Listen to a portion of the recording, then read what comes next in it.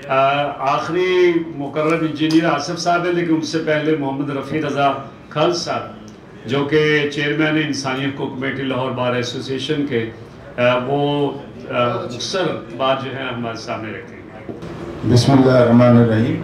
موضوع تو یہ تھا کہ پاکستان کا مسئلہ جو ہے سیاسی ہے یا ٹیکنیکل ہے۔ وہ تو ہمارا فرض ہے کہ ہم نے انڈیا کا مقابلہ کرنا ہے، جب ہمیں للکارے گا ہم اس کا جواب دیں گے۔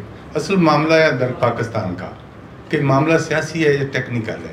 تو کنکلوڈ جو میں نے گفتگو سنی ہے اس میں یہی ہے کہ معاملہ ٹیکنیکل بھی ہے اور سیاسی بھی ہے، کہ ہم نے اپنے جو معاملات ہیں، اپنا جو پانی پاکستان کے اندر ہے اس کو محفوظ نہیں کر سکے، ہم اپنے ڈیم نہیں بنا سکے۔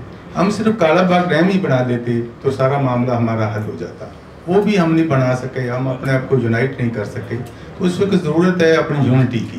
پانی کے مسئلے پہ بات کر رہا ہوں، اور باقی جو ہے وہ انڈیا کا جو معاملہ ہے وہ تو ڈیفینیٹ ہمارا دشمن ہے، اس نے دور لگانا ہے اور ہم نے جواب دینا ہے اس کا۔